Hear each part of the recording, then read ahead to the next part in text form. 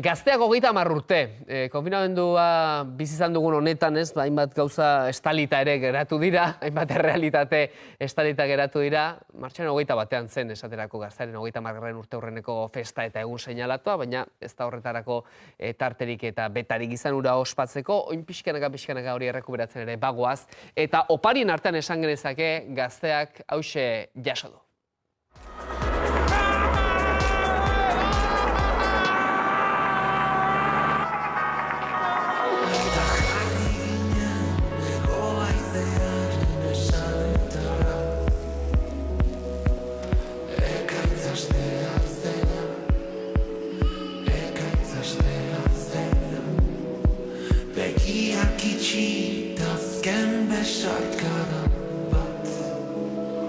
Pello Reparazek eta Zetakek 30. urte hurren honetan Gazteare egindako opari musikala. Kasu honetan, Pello Reparaz, egunon, zer dela da opari musikal bat?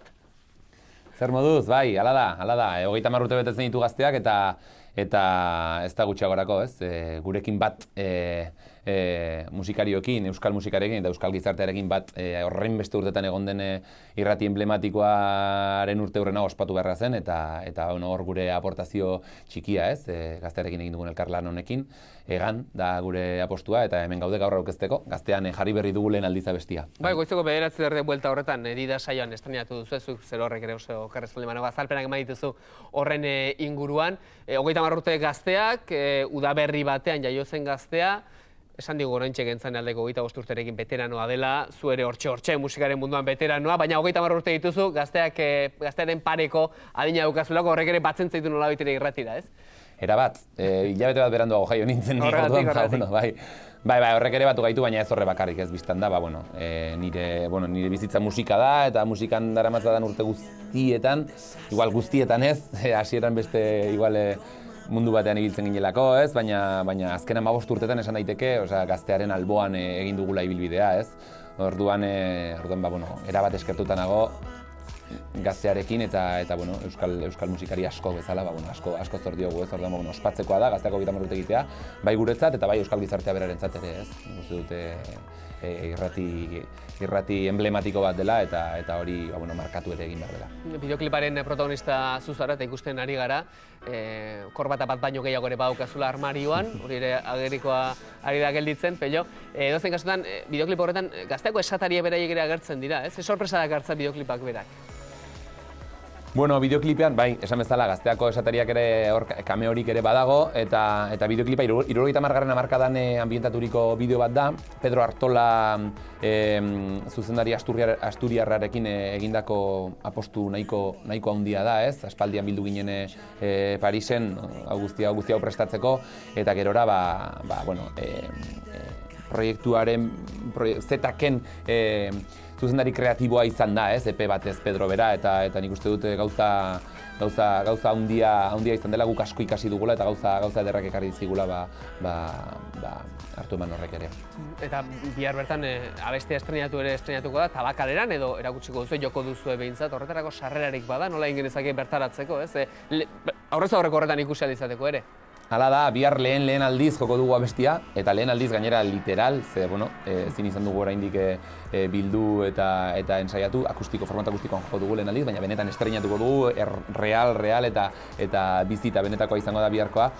Baina horretarako oso sarrera gutxi daude, horiek denak ez dira saltzen, baizik eta zozketatu egiten dira Gaztearen Instagram kontuan. Orduan hor dago publikazio bat eta hor bertan dago zozketa eta hor parte hartu behar, biharko sarreren zozketa horretan sartu ahal izateko, bai, nahiko esklusiboa izango da. Hori ere garrantzitsua da, ez? Garrantzia hartzeko esklusiboa izatea. Itzuleren garaian gaude, Pello, esan duzu ez, bide akustikoetatik eta egin duzuela orain arte itzulera.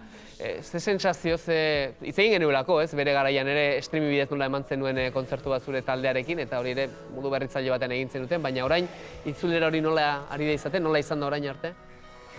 Bueno, ari dira pausuak ematen, ez? Pixkat lentoa da, noski, badakigu gizartea horre martxan den arren gu musikariok eta kultura eragileak orokorrean, nahikotxo ari gara hori